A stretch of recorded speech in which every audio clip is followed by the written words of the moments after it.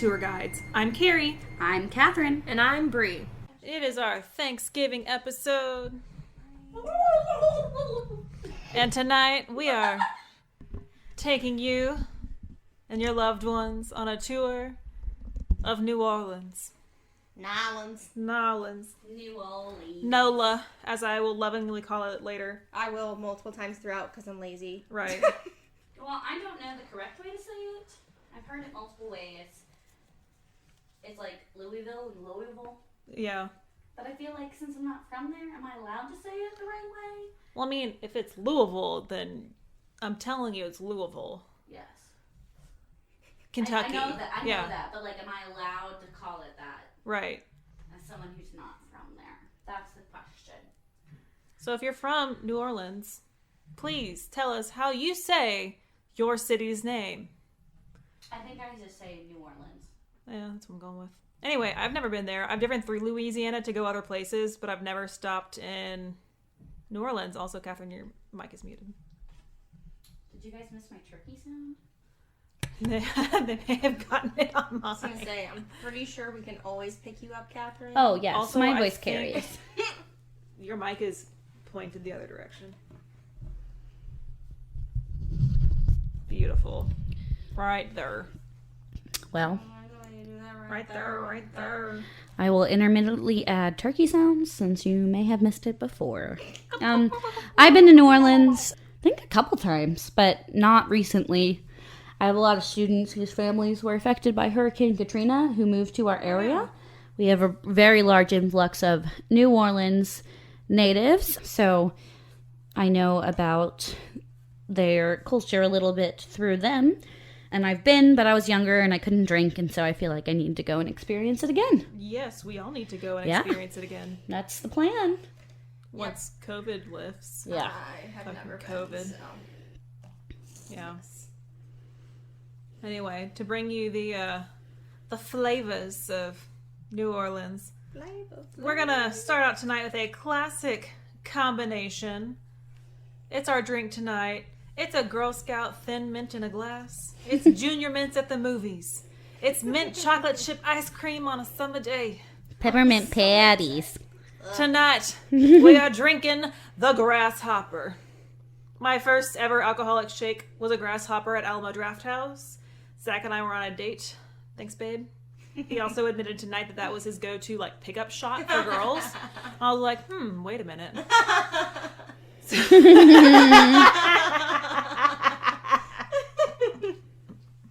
So the drink lends itself really well to being made into a shake because it's already super creamy, and the mint adds that nice refreshing chill to it.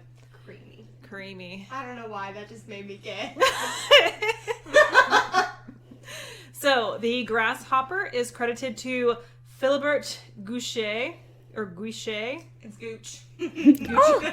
Okay. Poor It is Phil. Gooch. Is it Philippe? No, it's Philibert. it might be Philibert. It's Phil I Bert. Philibert. Philibert? I'm Philibert. so sorry we were making fun of you, person who's probably dead. It's okay. There's gonna be lots of names in here that I did not look up how to say because I Oh. was doing all of my research. Why on earth would we look something up that specific? Right. We just do on this General podcast. research. Yeah, we do our general research, and We don't have research assistants. Mr. Mankey, I wish.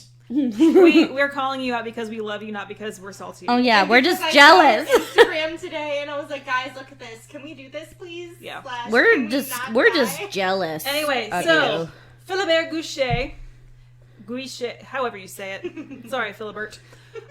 He owned he owned a restaurant in New Orleans called Truja.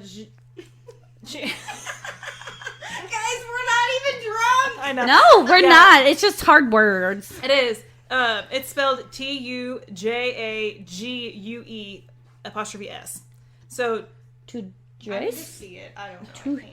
it's on the thing. Do I look like I'm on the drive? Well, then get on the drive. Timbuktu. Anyway, this specific restaurant, which name we are about to look up how to say, has been open since 1856 and is the second oldest restaurant in New Orleans. I'm about to look up how to say a la Brie, who doesn't know shit. I can't pronounce anything. Two Jagus? That sounds like it could be. Yeah. Tooch I'm not there Gooch? yet. It just doesn't. Yeah. I'm going to call it Tujagu. Tooch to gooch. Unfortunately, we're not Goochin at the... Gooch. Do you know what a gooch is? Me? No, I don't. Oh, vagina? It's the little space of skin between Ew. it's the taint here nor there. Oh no. Anyway, wow, I'm like 4 sentences into my whole segment. Anyway, so Guichet took the Grasshopper to a cocktail competition in New York City in either 1918 or 1919. I want to go to a cocktail competition. Right? But it won second place. Good job on second place. But also, it was actually a good job because Shade. no one remembers who got first. So, Huh. yeah, there you go. So, like, actually, good job. Weird flex, but okay. Yeah, weird. But of course, this happened like right before Prohibition. Oh. However, that did not stop the Grasshopper's success because Hopping along. it was just hopping along. It was very popular in speakeasies, Why I did it, Brie. and so She said, "Get it?" No, I said a hip. Oh. Was it yes? That dumb guy. Yes, Brie, I do get it.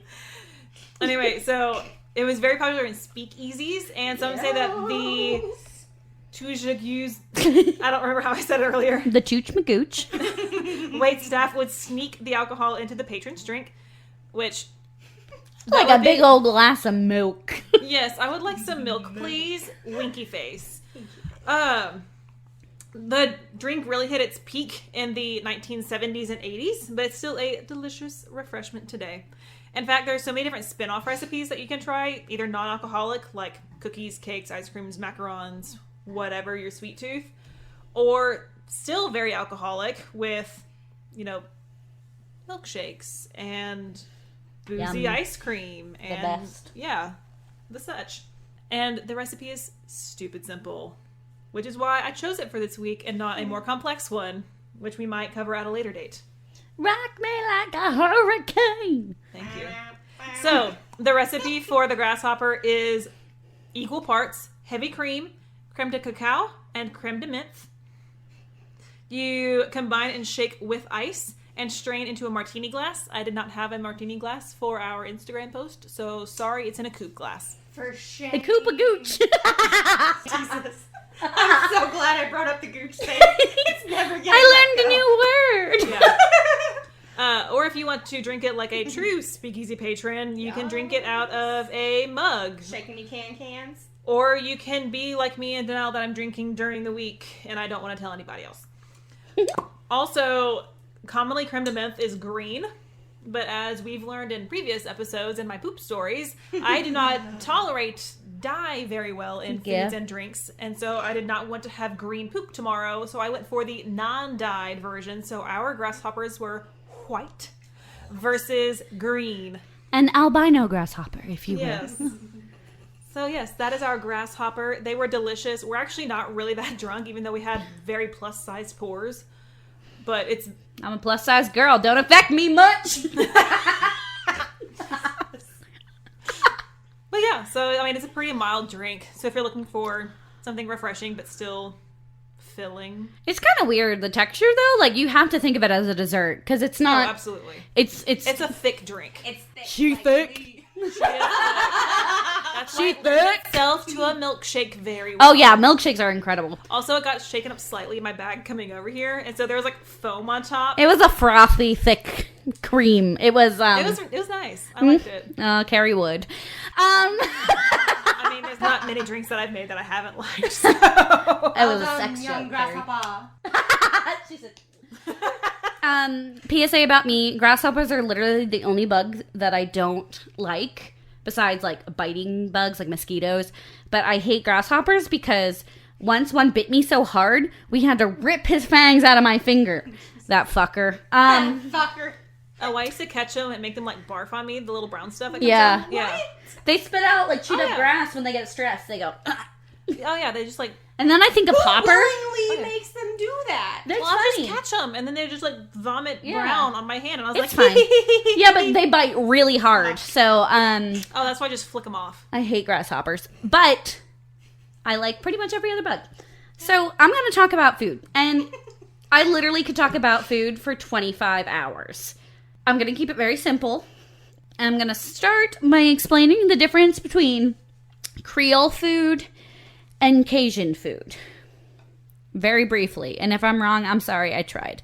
And I'm pretty sure I made a Creole dish, but it could be wrong. But, so, Cajun is a term for southern and now spread out through Louisiana that came by way of French Canadians who were kicked out and then went to Louisiana, who used Well, French. Did they have to be kicked out, or could they have gone willingly? No, they were kicked out. Shut that chick down. Yeah, no, they were kicked out. Anyways, and it was in like Might have Nova gotten cold. Nova Scotia. Yeah, it's cold there. And then I went to Louisiana and they're like, oh my God, alligators, crawfish, let's use this. And so they started cooking with local ingredients. And then you have Creole food, which is heavily influenced by Europeans and African and Afro-Caribbean slaves that were brought over. So their heaviest influences are African dishes, Caribbean dishes, French and Spanish, We'll talk about why. cooking styles, and they also use local ingredients. And so Louisiana has some fertile things, but I mean, it's swampland and the coast. Yeah. So they use almost the exact same ingredients, but there's very distinct styles in cooking. One is a difference in roux, which is a base for like soups and broths and things. And they use a different roux. One uses butter and fat. One uses oil and butter, like animal fat. Yeah. And then the biggest difference that I could find is that Creole food uses a lot more parsley, and they tend to use tomatoes, while Cajun food does not. So our dish that we had is jambalaya, which is based off of a paella, which is a Spanish dish with ingredients that you can find in Louisiana. So it's andouille sausage, chicken, spices, shrimp, rice, okra, and the Holy Trinity, which is based off of a French Holy Trinity, which is celery, onion, and carrots. This is green peppers, onions, and carrots. And so all of that goes in together, and what makes it Creole and not Cajun is the fact that there's also a tomato element in the broth. So basically how I read it is, if you look at jambalaya, if it's brown, it's Cajun. If it's red, it's Creole. They do use different spices, like different spices that come forward and different levels of heat, just depending on personal preferences. Mama likes it. So, yeah, so I just made a traditional Creole jambalaya with the tomato base. I just, really love tomatoes, so that's why I went with this. And, in Texas, we also have Gulf shrimp, just like in Louisiana. Louisiana, it's a huge deal. They have an abundance of seafood because there is so much water, and so they use it a lot. But I could literally talk for hours. There's etouffee, there's po' boys, there's beignets, there's gumbo, there's any kind of blackened chicken or fish dish, there's king cakes. I mean, there are. I am Come gonna back and talk about yes, them. we will, because I'm gonna say New York has the most food diversity in America, but I'm gonna go on a limb and say New Orleans has the most iconic dishes that are instantly recognizable. Right. People from other countries can see gumbo or beignets or something and be like, that is food from New Orleans. And I think that is so interesting because it's such a distinctly American food, but it has huge influences. And it was everyone was so stubborn that they didn't want to give up their influences, and so they just forced it into one style of cooking. And that's how we have Cajun and Creole food. But it was pretty good. My husband really liked it. I'm a big fan of rice and brothy dishes. We make a ton of them. Yeah. It's my first time cooking shrimp because I hate seafood, but I think they were fine. Yeah. It was good. I love shrimp. It was good. Yeah. So we made Creole jambalaya. I went back for seconds. And if So I'm did I. if I'm wrong about the Creole and Cajun Oh. things, I'm sorry. I was an outsider looking in, trying to do a lot of research on that. But I, for one, had no idea that there were like a big French-Canadian influence in Louisiana. Yeah. That's what I did. I quoted it on purpose because I saw Ben Platt and Oh, baby. his boyfriend had their 10-month anniversary. Aw. I almost said, bitch, if you don't quote this right now, and then I said, fuck it, I'll do it. No, it's so Noah Galvin took over for him as Evan and Dear Evan Hansen, and they just announced their 10-month anniversary today. So they've both been Evan on Broadway.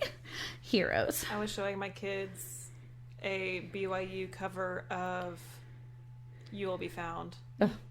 to help show voice parts because those BYU boys are tenors. Yes, they are. All right. Amazing. So that's the They're food. beautiful. I tried to condense it because I literally could talk about it for hours and hours and hours because it's so interesting. Yeah. So Bree, since we know this is going to be a long episode, take us away with some history and lore. Thank you for the direction, because I was about to ask. So, guys, we had multiple discussions on how to organize this episode because there is so much that we just thought about reorganizing so we could do 2 parts or multiple episodes. So this may end up being a 2-parter. We don't know at this point. It's probably going to be long.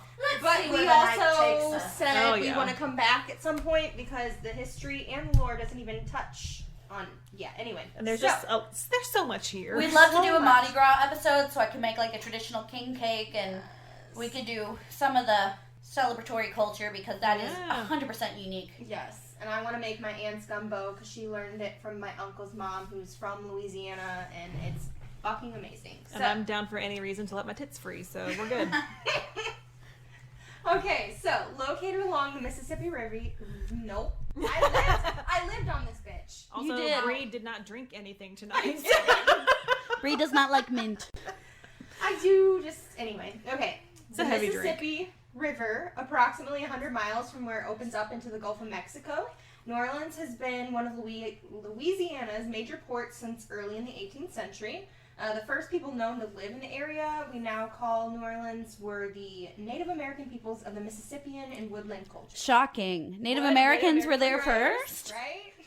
What? This is always the beginning of my section. Like, hey guys, they were here first. So prior to 1718, there were very few white settlers who called the area their home. That was What? until the Crazy. governor of French Louisiana, Jean-Baptiste Lemoyne, sur the Bienville, something like that, Jean. Jean founded Nouvelle Orleans, New Orleans.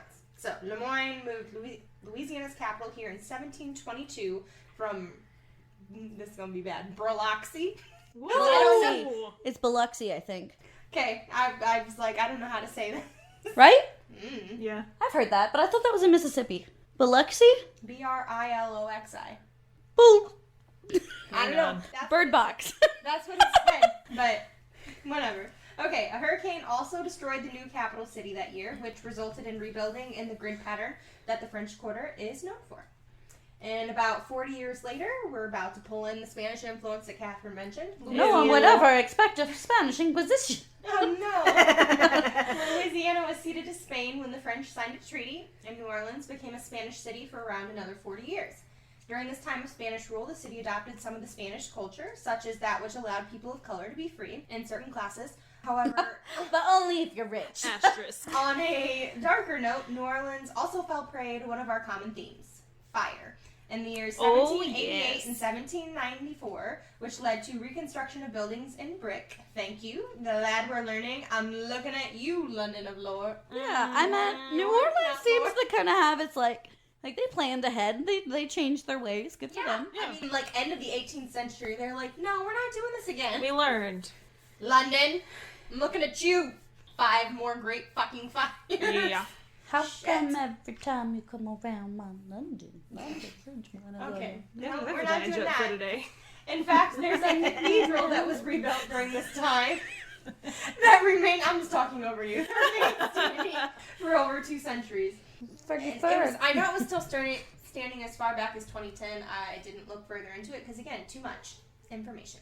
So with the turning of the century, so too came another change as Louisiana came under the purview of France once more, only to be sold to the U.S. within the month in the Louisiana Purchase. In the War of 1812, the last stand was actually taken in defense of New Orleans when Colonel Andrew Jackson led a group of free blacks, pirates, and Tennessee volunteers in a battle against the British. Pirates!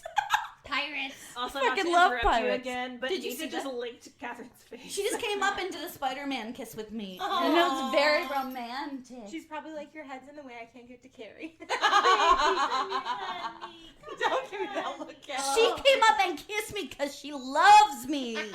Well, she's come over here to snug with me, so. Oh, uh-oh. Brianna! It's my alarm. We're a shit show. She needs her shots. In a little bit, yeah. Everybody! Also, Oh my god, at the end of this episode, can we all say something we're thankful for? Aww. I'm thankful for y'all. stop. I'm thankful for food. This is at the end of the episode. I'll think of something better. Better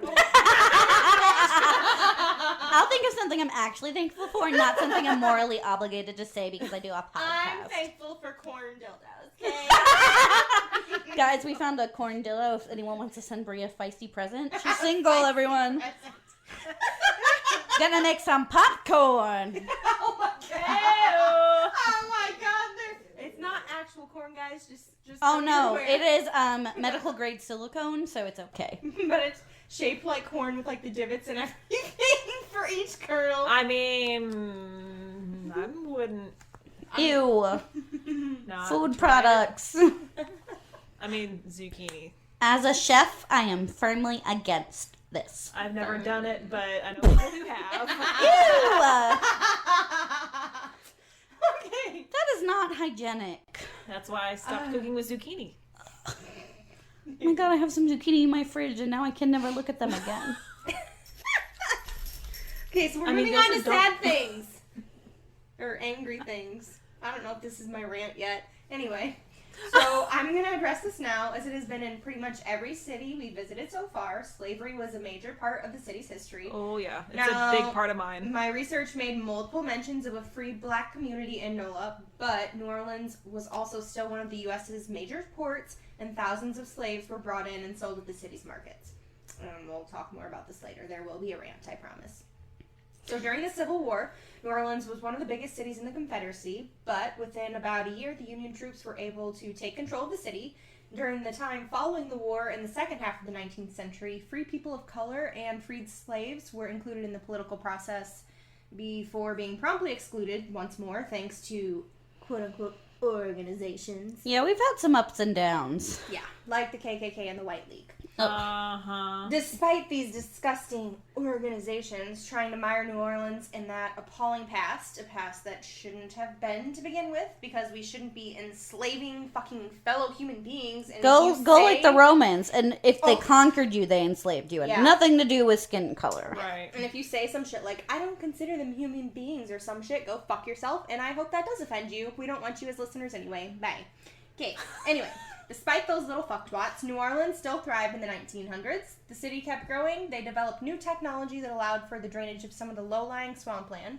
This, along with issue the there. new canals and levees, allowed people to live below sea level, which they couldn't before. Not only that, but Nola Jazz was born. And you know I love my jazz. Mm-hmm.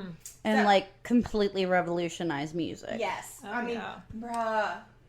The fucking dance halls back then and the Give me clubs. some chocolate. I don't know. So, like, I know Damn. every city has its own culture, but, like, as someone who loves to travel, I feel like New Orleans is, like, the American city with its most unique culture. Like, I said that about the Yeah. food, but it's like going to another country. Mhm. Like, New Orleans is so vibrant. Mm-hmm. And it's a city that's, like, suffered incredible Oh, loss. We'll talk about that too. Fuck. Yeah. Right now, somewhat. Yeah. As we know, Louisiana is prone to hurricanes, and that was no different in the 20th century. In fact, there were hurricanes that hit New Orleans in 1909, 1915, 1947, and 1965. While they did damage to the city, it doesn't seem these were on the same level as Katrina, which, as we know, was catastrophic, and there are Yeah. still people and places that still haven't fully recovered to Yeah. this day. Still which bodies I will- missing to yeah, this we'll day. yeah. talk Records more about missing. that later. Following World War II, NOLA's population was predominantly African American as white people lost their fucking shit over school integration and decided to dip and Oh my god. Okay, bye. I We don't guess want you here anyways. Suburbanization too, but like mostly the first thing. Despite all this, New Orleans became a major tourist attraction, with tourists numbering in the hundreds of thousands visiting the city each year to experience the NOLA culture that inspired big names like Louis Armstrong and Tennessee Williams, and of course, to take part in the Mardi Gras Festival. Ew. Yeah. In the 1930s, NOLA was dubbed... How did I not know Tennessee Williams was from New Orleans? I don't know. I'm a theater teacher. I don't know if inspired... Yeah, I don't know if he was from there. It just said inspired Okay. big names like them. Yeah. Interesting. I was like, wait, I'm trying to think. I don't remember Tennessee. I meant that would make history. sense with his attitude. It vibes. It vibes. Oh, I guess Streetcar is in New Orleans? I'm gonna look it up. All my professors are shaking their Yeah, head. no, he was from Columbus, Missouri. I was gonna say, I don't know that he's actually from New Orleans. And then he died in New York. Of course he did. He was a playwright. They all die in New York. Okay, in the 1930s, NOLA was dubbed the city that care forgot, but that wouldn't last. So, to keep rolling with the earlier shit sandwich of despair that I had going, Oh yeah, Streetcar is set in New Orleans. I was That's what right. I thought. Okay. Yeah, Okay. Stella. okay, I'm sorry if I'm giving everyone whiplash, but, you know, history. So, Hurricane Katrina hit New Orleans on August 29th, 2005, and decimated the only somewhat evacuated city. Katrina was a Category 5, and she flooded 80% of New Orleans after breaching 4 levees. Thousands of the city's people were trapped for days before they could be reached by rescue teams, and hundreds of people died from the initial hit and all of the flooding that followed. It took about 5 years to even get 80% of the city's population back, but while still celebrating their colorful and unique culture, the city of New Orleans and its people will probably never be the same. Yeah. Yeah.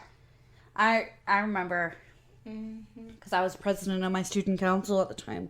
We did a huge fundraiser, and we had people living with relatives for months, and we had people literally opening up their homes, like in our neighborhood and stuff, for just families who literally had nowhere to go. Yeah. Yeah, well, I remember I made a friend. Her name was Courtney.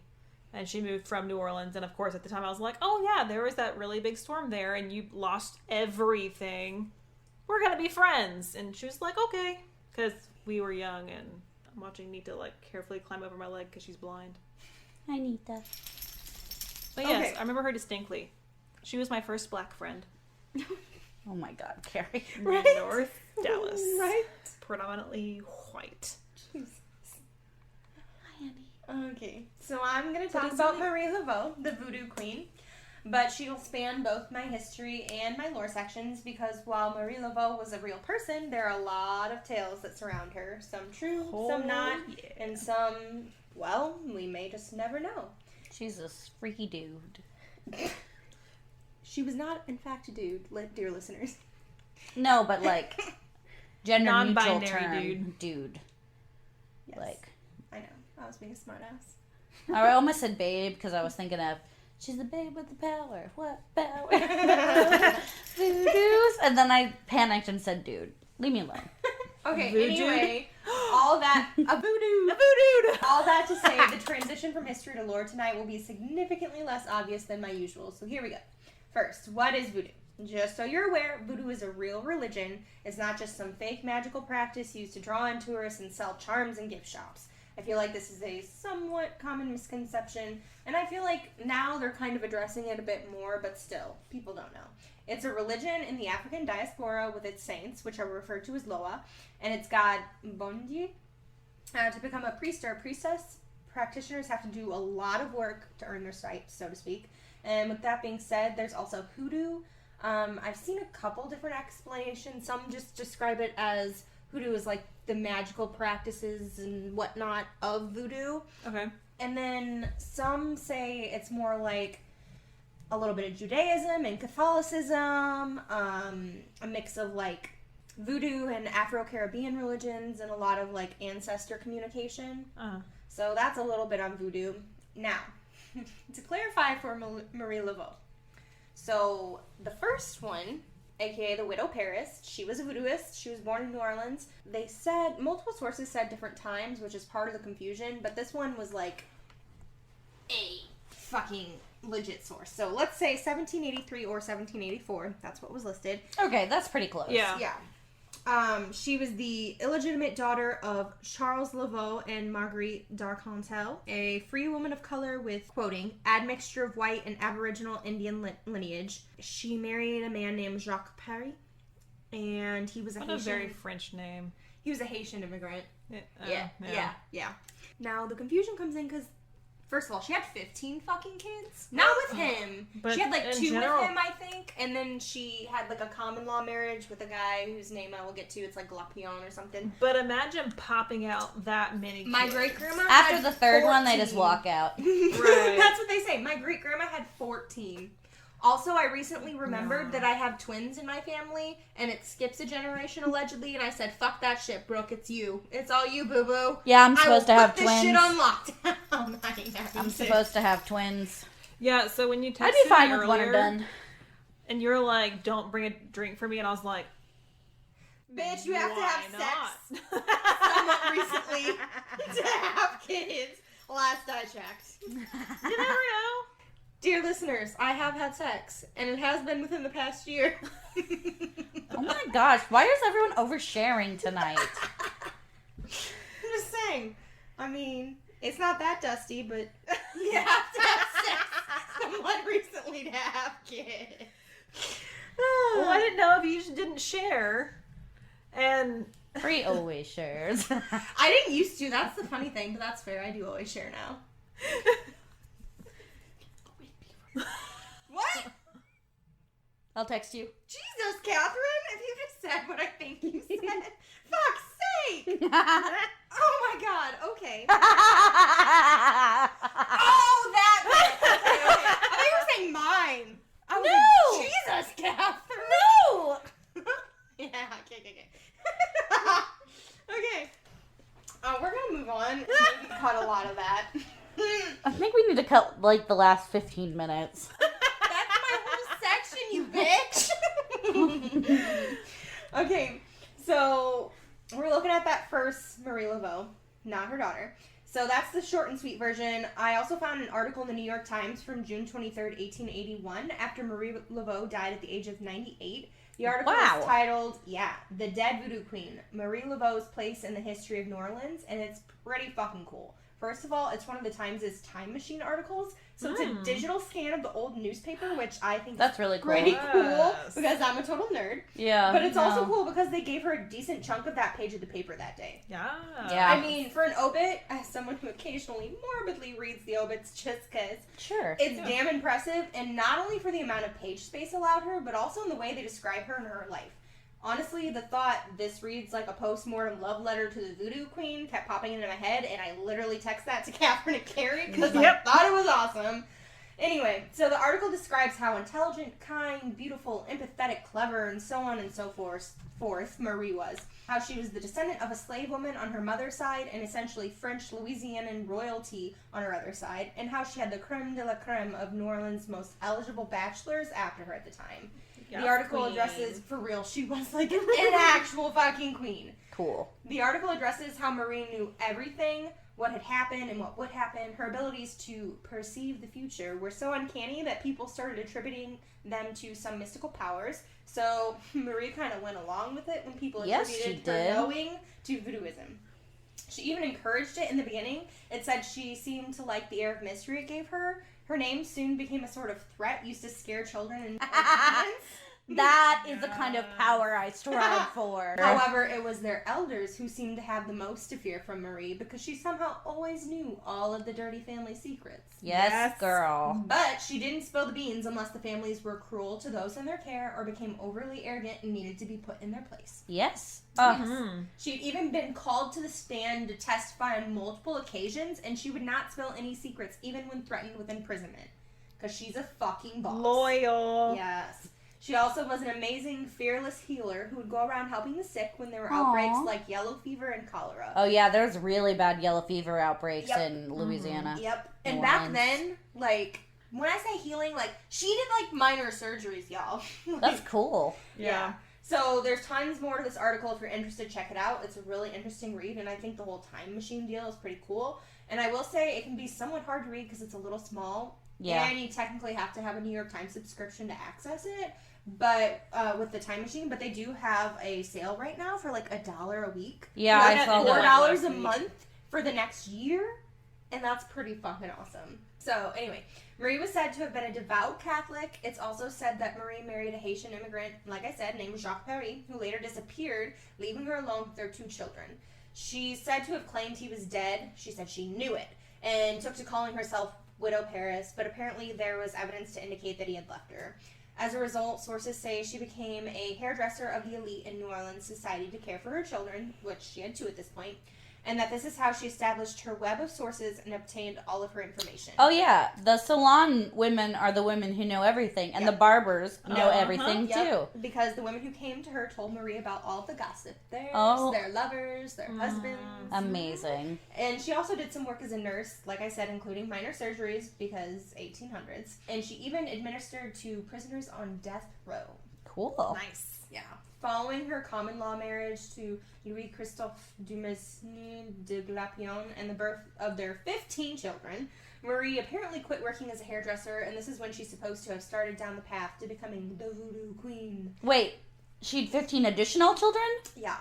So she had 17 children? Pretty sure. Or maybe it was just 13 in addition. Only 13 children. Only 13 more. I know she had at least 15. Like I said, it's a little unclear with the facts with her, but... Wild. It's said that she practiced under a voodoo doctor named John Bayou, or Dr. John, and she combined the Catholic traditions with the beliefs of voodoo, which is what made voodoo/hoodoo, which we earlier discussed, more palatable to the elite of New Orleans society. Sure. I imagine it was that and the benefits they thought they could garner from the practice. Plus, Catholicism has a lot of mysticism, so Yeah. I feel like it's not that big of a jump. Yeah. Maria said to have used statues of saints, holy water, Christian prayers, and incense in her practice. She apparently believed in spiritual forces that could interact with the living, whether with honorable or malicious intent, and these spirits could be connected with through the use of music, snakes, song, and dance.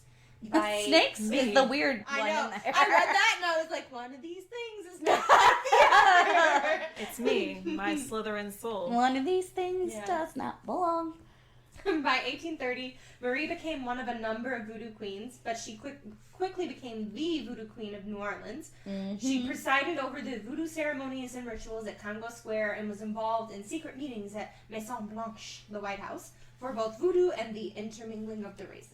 That's literally not even secret, though. Everyone knows. Oh, yeah. Oh, my gosh. Marie. Some say she sold hexes and love potions, and she was both exorcist and healer. They say Marie held ceremonies where people would become possessed by voodoo spirits, loas, and she sold, and I can never say this right, is it gris-gris or gris-gris? I'd say gris-gris. That's what I thought, because French, so no final consonant. Which is believed to be an amulet that protects the wearer from evil.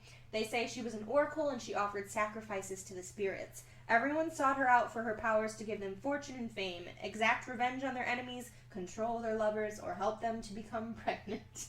Hey-o. Some of those things are very noble. Some of those not so noble. Yeah. I have more on her. Maybe we'll touch on it next time. But yeah. Her final resting place is in the St. Louis Cemetery. Nope, said that wrong. St. Louis Cemetery #1. But locals believe that she will materialize during St. John's Eve every year during their voodoo worship. Yeah, so the St. Louis Cemetery is a nice, popular cemetery if you want to get some spooks. Spooky. Spooky! Some other famous creatures and whatnot. Well, she's not a creature, but like Creature famous of lore. the night. Creature Creature of of the night. Oh my gosh, when I was doing this episode, I kept thinking of Rocky.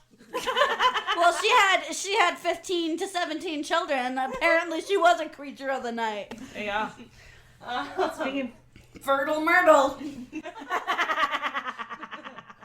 Oh my god. See, the thing is, I don't even know if I want kids, but like, I have a really strong feeling I'm gonna be fertile Myrtle, and I'm like, Got those hips. I know. Burning See, hips. I know. People always tell me, oh, you have childbearing hips. Fuck you. I'm allowed to the say horse it. you rode in on. I'm allowed to say it, but nobody else is. For real though. All right, so we got the Rougarou. Rougarou! Yeah. So this is one of the most popular, probably, in Cajun folklore. Did you say folklore? Folklore. Oh. You're so far away I can't hear you properly. We're the same distance we always are, Carrie. No, but there's a person between I'm us usually now. over there, actually. But there's a person between us. We're not in our usual triangle. We're in a straight line today. It's freaking me out. I flat. Oh. As flat as I can be. Guys, we're fucking up the whole, like, pentagram kind of vibe. I'm not a I pancake. know. I'm like one of those Japanese fluffy pancakes that jiggles on the ground. Your tits just jiggle. I know, I'm a pancake. I'm a jiggly But pancake. it's very jiggly, like, directly at my eye. That's because they're wide set. They're pointing at both of you. I'm fucking dead. I'm also in a tie-dye unicorn shirt if anyone wants Oh. We were prepared for the shit show tonight, Yep. y'all. I'm in my we were. jammies. My hair smells really good, though. I'm in my true crime glass of wine in bed by 9 shirt, even though I'm definitely not going to be in bed by 9. Yeah. Well. Okay, Rougarou. That motherfucker lives in the swamps. Every time you say it, I think of voulez-vous. So I want to make like a Rougarou. Ah.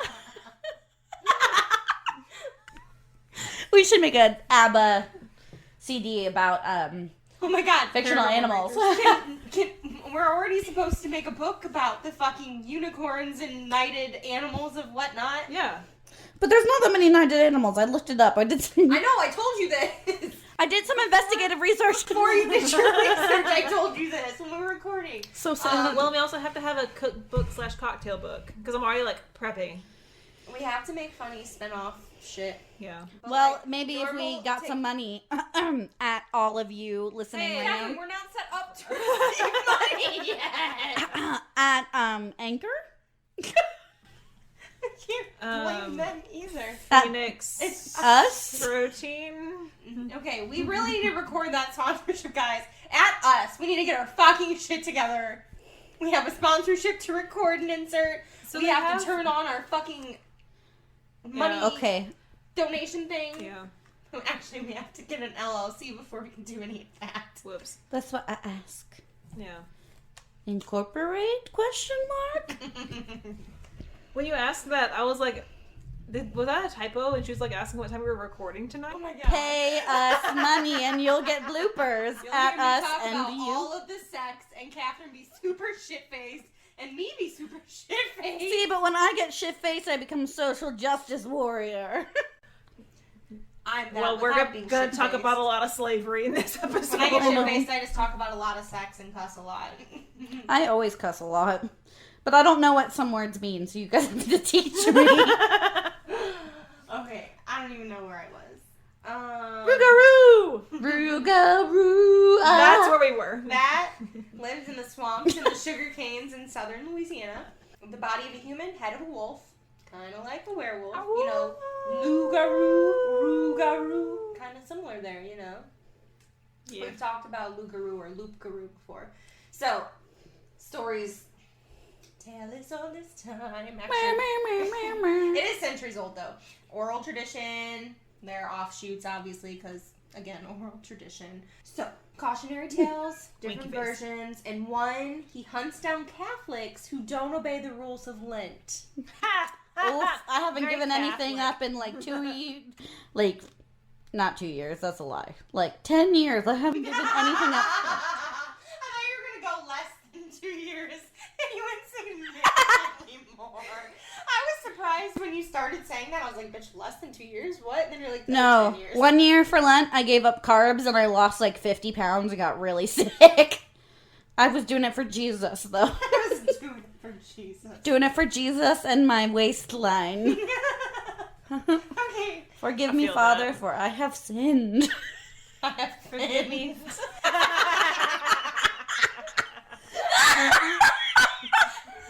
I'm so proud of you.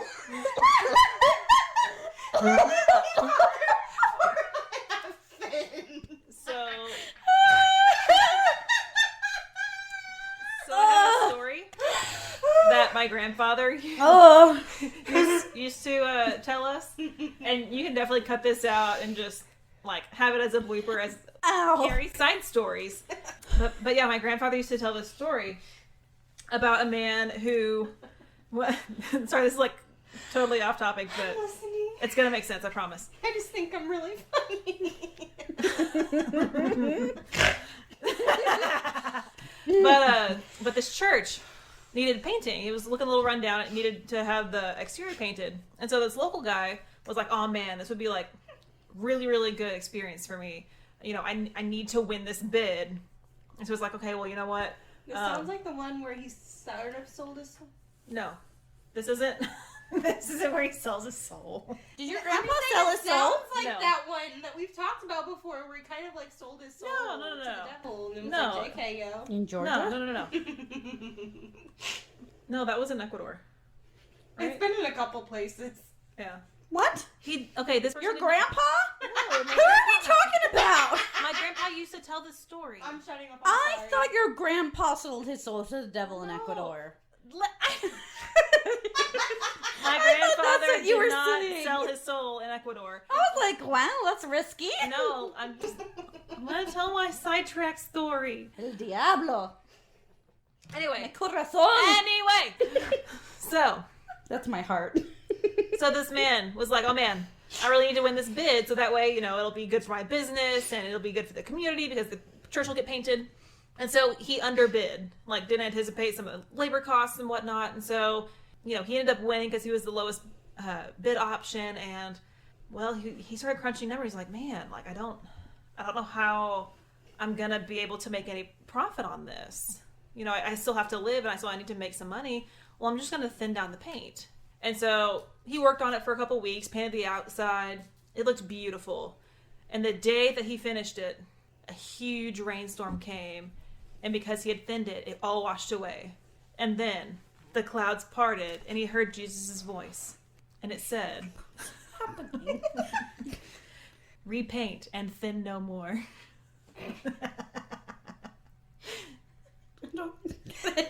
Repent and sin no more. Oh. Repaint and thin no more. Oh, I got it. Repent and sin no. That's not a Catholic thing, so I don't know. I missed that chapter. Okay, let me just be real honest with you.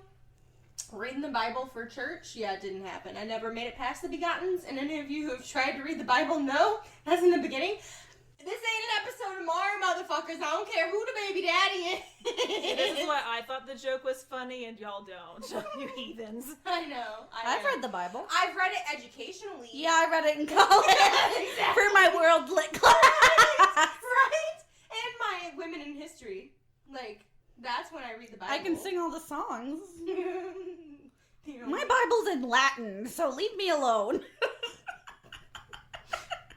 But I mean, I am admittedly Jesu. a heathen. I have never made claims otherwise. Okay, Rougarou. And another one, he's under spell for 101 days, and afterwards it's transferred to another person when he draws blood, the blood of someone else. So the bite theory kind of deal, except it's like a curse with 101 days. It's a time limit. It's weird. Anyway. So, human form during the day, could be anybody at night. They're on the prowl for the blood. It's a werewolf. Oh. Werewolf in New Orleans. Yeah. Okay, so there's a Cajun fairy, y'all. When Yes. you came in the Le air, Feu went out. I think. It's a phosphorescent ball of fire in the swamps and marshlands of Louisiana. And why does this remind me of With like... no tomatoes. 'Cause she's a Cajun I got fairy. you. I got you. This reminds me of fucking The Princess Bride and the Will-O'-the-Wisp chicken light things. Oh yeah. Spook lights. Chicken spook lights. Chicken spook lights, yeah.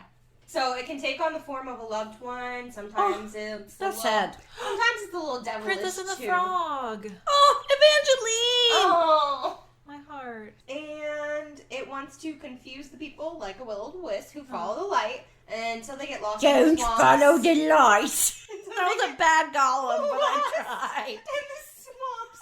It is very Gollum like It's though. very... No, that's literally a whole They can't go in the swamp. They can't follow the lights. Yeah. And until they drown. So it's literally that scene from the Textbook. I see you, Tolkien. I see you. I see you talking, boom. Guys, we should have an album. I'm really I was trying cranking to it say up. earlier, we need to like do spin-off funny like lore or whatchamacallit. Somebody call Weird Al. I've got some ideas for him. Well, let's do a Paranormal parody album. Yes, thank you. That is what I was trying to... Parody was what I was trying to come up I with. got Words you. are so hard. Okay. I prefer to think of them as covers. Wait. The The grunge. The grunge. Not the grunge. The grunge. Oh my god, it's almost time to watch that movie. Oh my god. Favorite. Well, Christine Baranski is in it. Martha May Whovier. I know. Queen. I don't know if you missed the glasses bit. I knocked them crooked. They're all askew, and I was like, Askew is a great word. it is. We suck. Okay. The grunge has been around New Orleans for centuries. That's a great name. So, the first one started shortly after the Louisiana Purchase, so the U.S. is the devil, surprise. What? White people conquering is bad? So, it has razor-sharp teeth, it's the size of a man, and it has the legs of a goat. It's know. Mr. Tumnus on a bad day.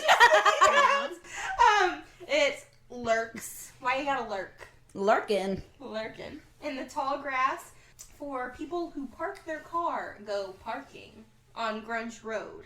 I just felt like welcome to Night Vale like a motherfucker. Welcome to Night Night Vale. Hey Cecil, hook us up. Okay, we love you though, like for Yeah. You're amazing. Joseph Fink, where you at, boy? Okay. We'll come on and do some weird shit for you. So that sounded little Winky face. proposition. Joseph just gasped. We're gonna crunch it down. Yes. Okay. So some say the grunch is the result of a curse by drum roll please. Bayou? Marie Laveau, the voodoo queen of New Orleans. She would have named it a better name than I Le know, Grunge. I know. Yeah. This is one theory, Kay. Le Grunge. Le Grunge. That was cabbage. What accent are you using? Our accents have been off tonight. My Gollum was mine terrible. wasn't supposed to be a New Orleans accent or French or anything. It was just garbage. When I say garbage, I can't say it normal. It's garbage. It's always garbage. I'm so like ashamed of my cabbage. Gollum voice. I'm ashamed of my Pam voice. I didn't know about True Blood.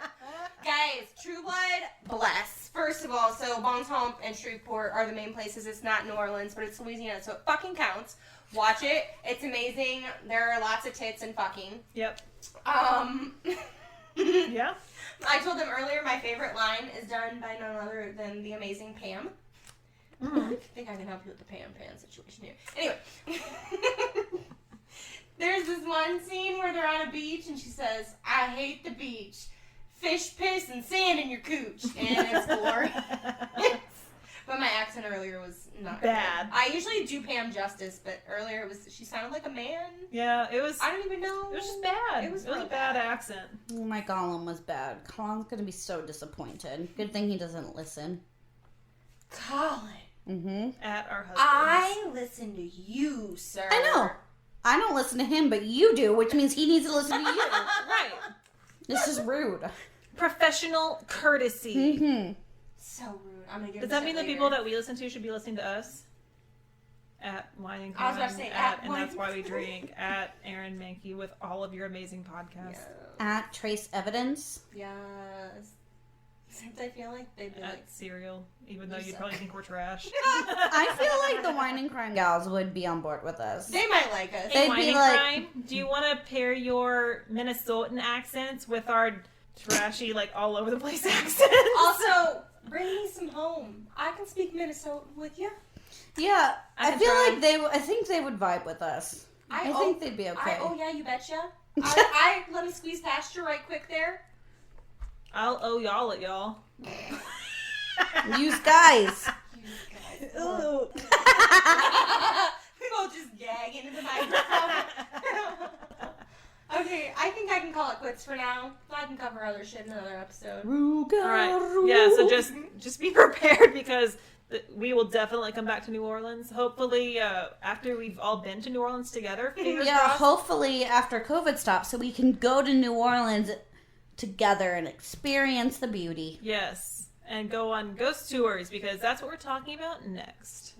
So for this special Thanksgiving episode, we're going to talk about an infamous woman in NOLA, Madame Delphine LaLaurie, and more specifically, the haunted LaLaurie Mansion. So That was crazy. This story is literally insane, and I tried to cut out as much emotion as I could and get straight to the story points because it's lengthy. But buckle up, buttercups, because it's going to be a bumpy ride. Yeah. So, That's how I like them. hey-o! Marie Delphine McCarty was born March 19th, 1787 in New Orleans, Louisiana. Both of her parents were prominent in the New Orleans European Creole Society, so it's no surprise that she grew up to be a socialite. She is known for being a gentle and sweet child. Delving a bit into her childhood, Delphine was only 4 years old when the Haitian Revolution broke out, which caused a stir among the slaves in the U.S. and made slave owners fear rebellion in the U.S. It's almost like they shouldn't have slaves. Crazy, right? Oh my goodness. You shouldn't treat people like shit. I'm sorry, I just bumped the wall with my elbow if you heard a bang. But this was also just the first threat of or actual rebellion in her life, and it didn't help that her uncle was killed in a rebellion in 1771. This will be very formative and will be reflected later in her life. As that shit generally. Yeah, well, and delving a little deeper into just family drama, most of the men in her family, including dear old dad, had mistresses who were freed black women, so I can only imagine that she felt a particular hatred toward them. Question mark. Mistress or forced lover? Yeah, Which it was didn't common. it didn't say, but they were freed black women. They weren't the slaves. I'm assuming that they probably had their way with the slaves as well, but this did say specifically mistresses of freed black women. Okay. Speaking of being married, in adulthood, she married 3 times. Her first husband, Don Ramon de Lopez y Angulo, they married in 1800. She was pregnant with his child as they were traveling to Spain, which is where he was from. He ended up suspiciously passing away during the voyage in 1804 while they were traveling, and they happened to be separated. So they were traveling separately to Spain, and Delphine ended up having their child while they were separated, and he died. Delphine is sus. Delphine is very sus. Delphine will be ejected. Not for a long time. Ugh. Delphine and her daughter didn't stay in Spain long and ended up returning to New Orleans. A few years later, in 1808, she married Jean Blanc, who was a man of many trades, including banker, lawyer, and merchant. She's literally just keep marrying Johns from different languages. It could be Jean. Different languages. They had 4 children together, but he ended up again suspiciously passing away a few years later in 1816. Her final husband and much younger husband, Dr. Leonard Louis Nicholas LaLaurie, a physician / chiropractor from France. They met because one of Delphine's daughters had a spinal deformity. Me too, sis. And they were seeking medical attention for it. While her daughter did not get better, Delphine married Dr. LaLaurie in 1825 because she was pregnant with his child.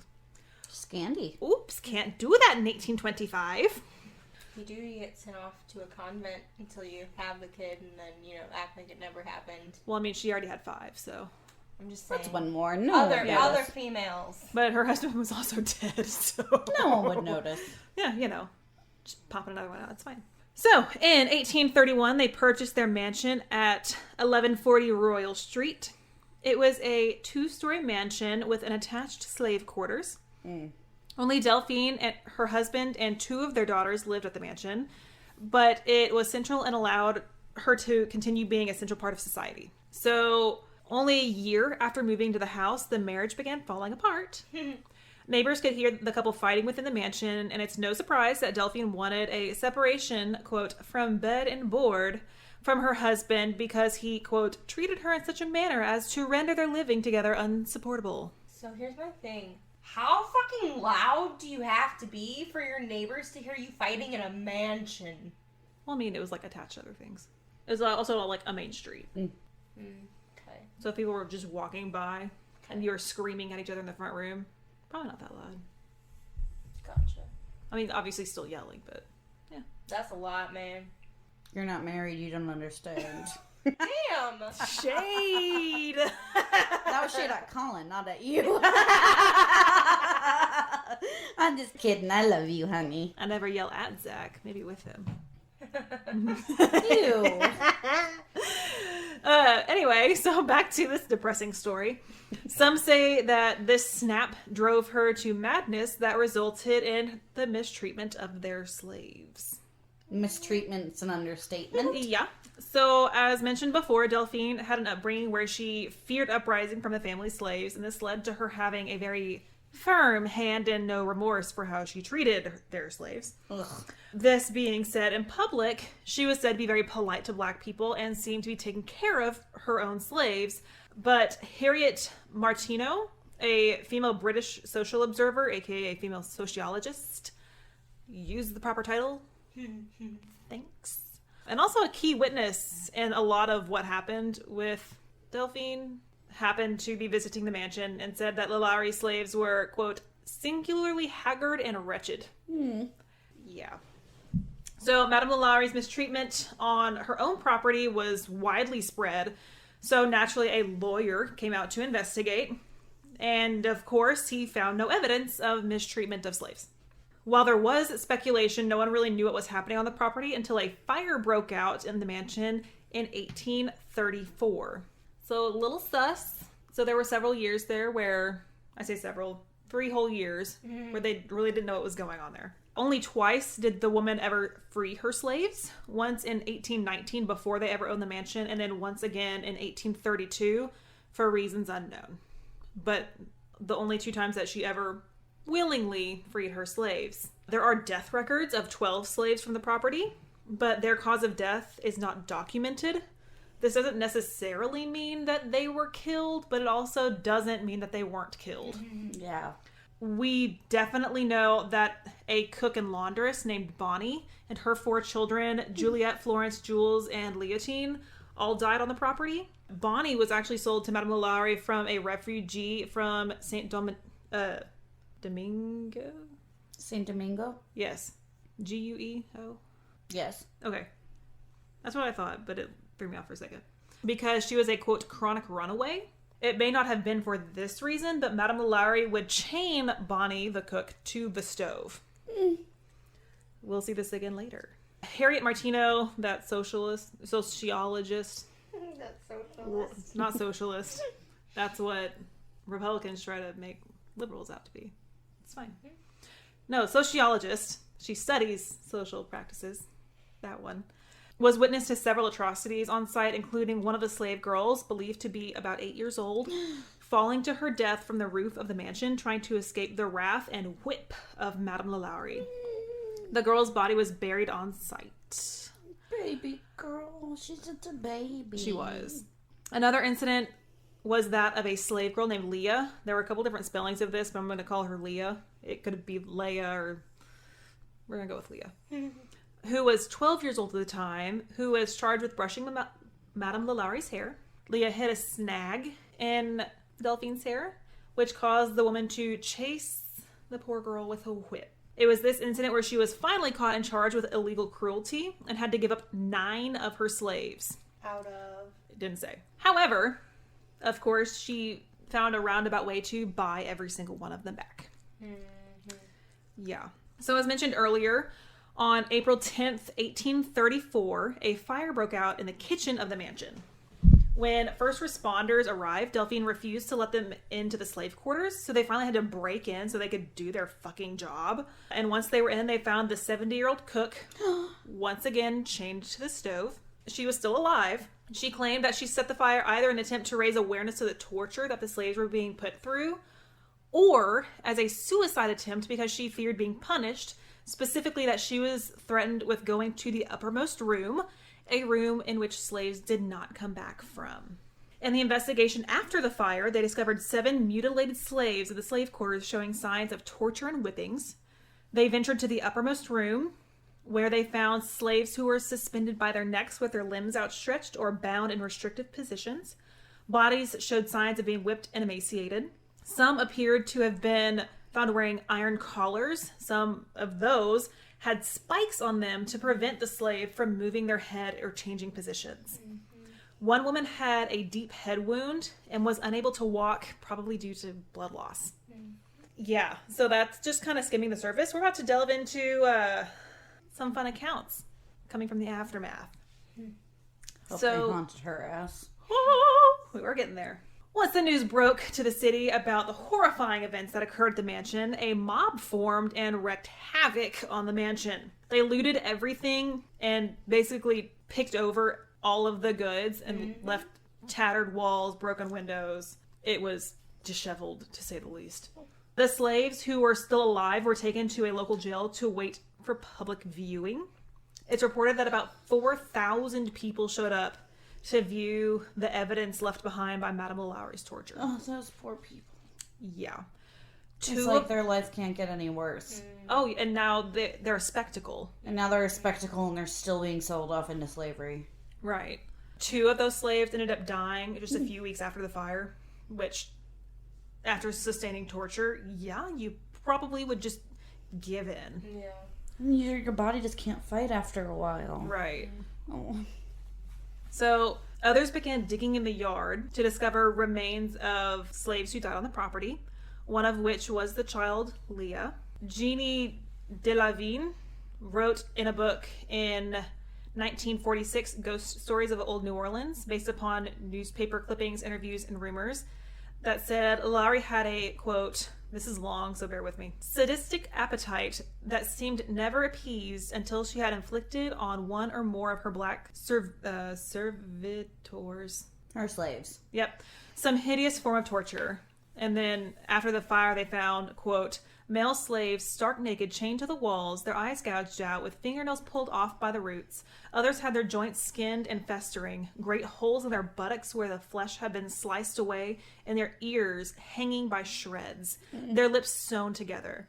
Intestines were pulled out and knotted around naked waists. There were holes in skulls where a rough stick had been inserted to stir the brains. No, I just kind of ran through all that. I kind of want to vomit a little bit thinking about it because that sounds monstrous. Mm-hmm. Like, she clearly was a serial killer who just decided to use slaves as her victims.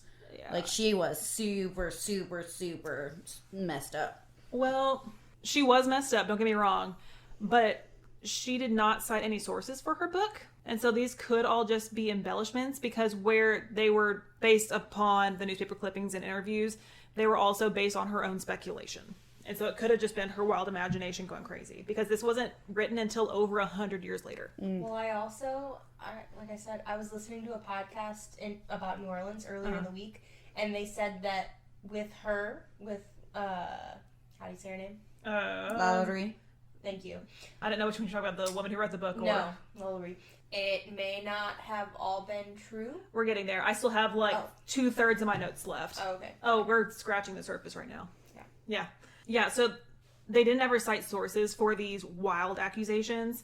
They did, however, dig up bones buried in the yard that Delavigne said were in, quote, all sorts of positions, helter-skelter, barely covered with soil, hashtag shallow graves. Mm-hmm. Shreds of fabric still adhering to their bones. Some of the skulls had holes in them. So that's probably where they got the theory that she had drilled holes and I wonder if their bones were still here if modern, forensic archaeologists and forensic anthropologists could tell exactly what happened to them.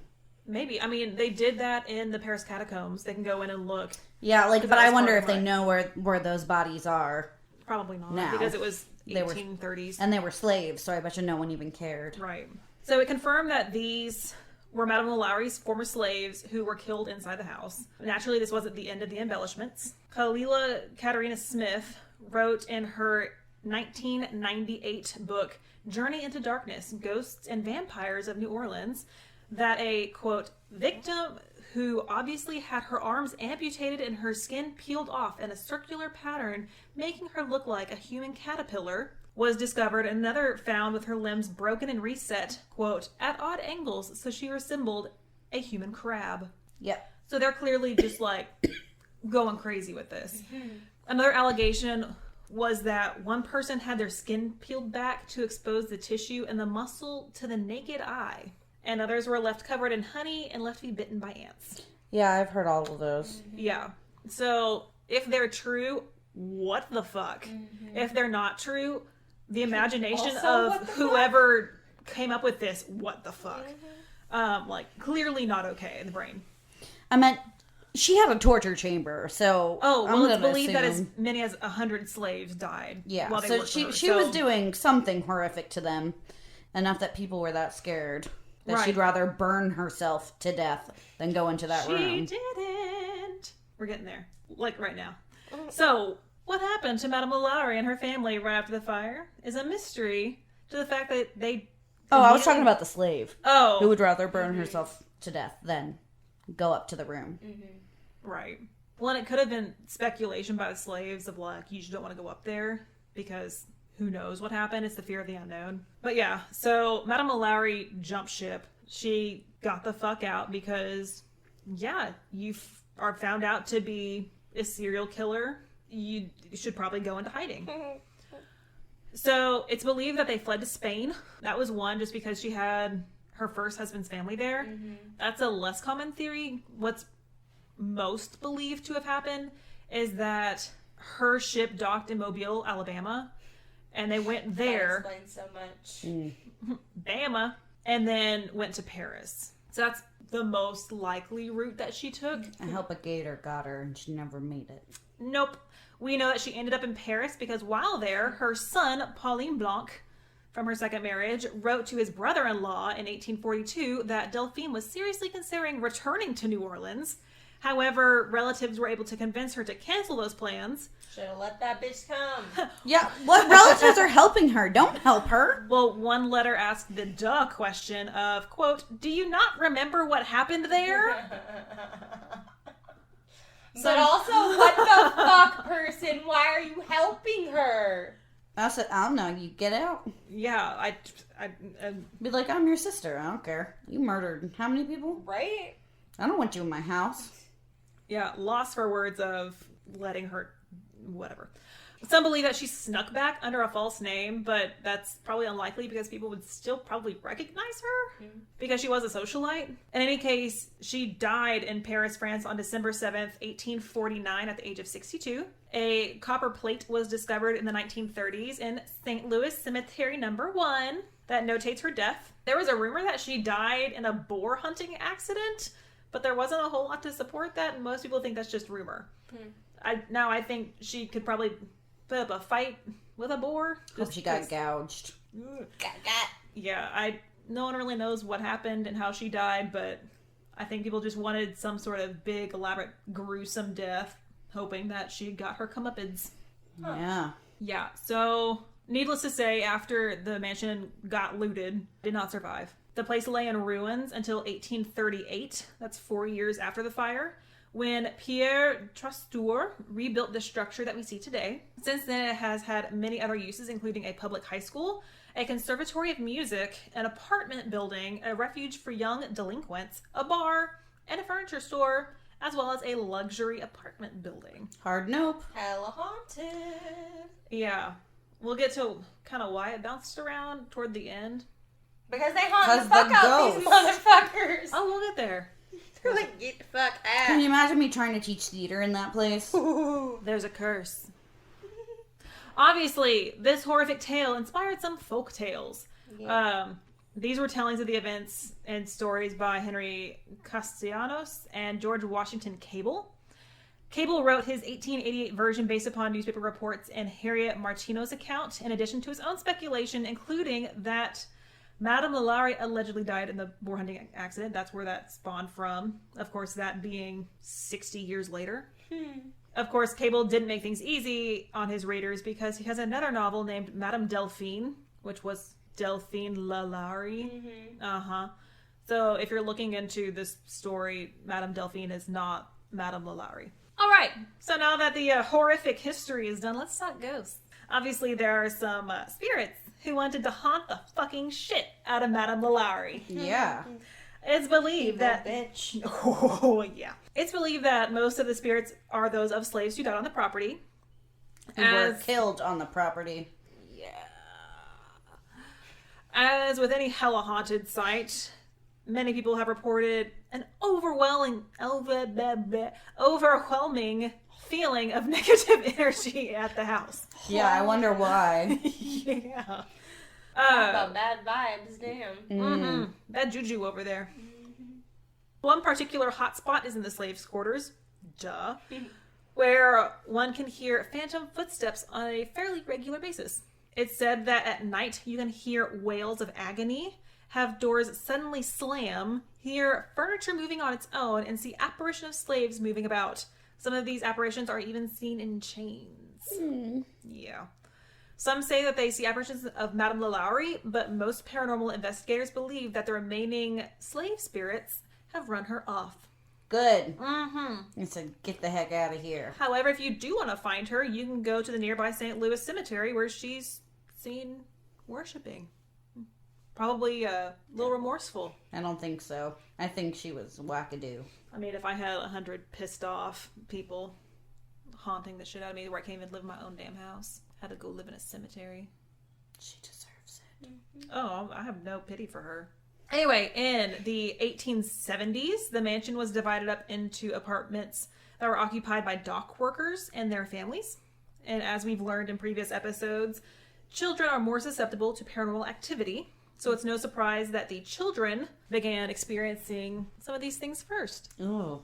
Yeah. The children quickly began complaining of hearing moans and groans, disembodied screams, and the dragging of chains, as well as scratching under the floorboards. Oh, no. Probably the worst of these, however, is the children would complain of the phantom perfume of burning human flesh. Mm-mm. You're welcome. That is not a good smell. No, it's not. The poor children's parents did not have any of these experiences, so they brush it off as the children's imaginations. Because children can't see ghosts. No. Were they not told where they were living? Right? No, they weren't. Damn. We'll get to that in a different ghost story. However, soon after all the children started complaining, one of the dock workers came home to encounter a large black man shackled on the stairs. The dock worker tried speaking to the man to get him to move out of his way because he was tired after a day's of work. Not, can I help you? With those chains, sir? Why are you chained, sir? Where's the key? Can I help you? To my stairs, no less. Dude, you're blocking the stairwell. Yeah, no, literally probably been like, move. I want to go up to my apartment. Yeah, no. So obviously the dock worker became irritated and tried to push him out of the way. And his hand went straight through him and then the ghost disappeared. And I hope it scared the crap out of him. So The being article- rude. Yeah, the article led me to believe that by morning all of the tenants had fled their apartments. So you might say that he was scared. Shitless? Yeah. Yeah. He was scared. So some have seen the spirit with long red hair, whom they believe to be Madame Lalaurie on the street. She is said to be staring straight through them. So that's chilling and creepy. Soulless both in life and in death. With your dead fish eyes. Yeah.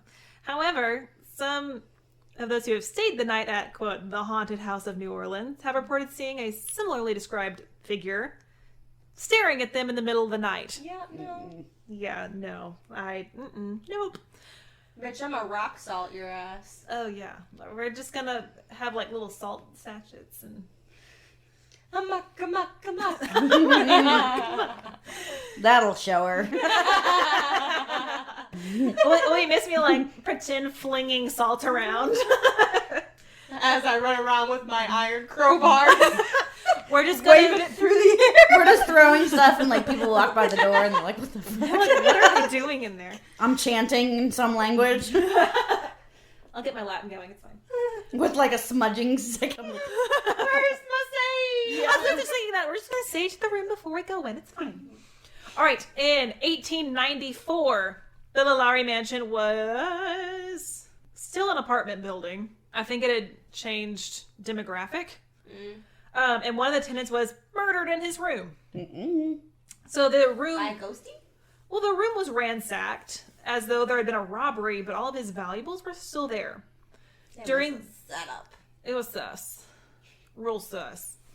During the investigation, one of his friends came forward saying that the man was troubled by sprites in his apartment, but he just thought it was imagination, even though the deceased man said it was a demon who was not going to rest until he was dead. It's the Cajun fucking fire fairy.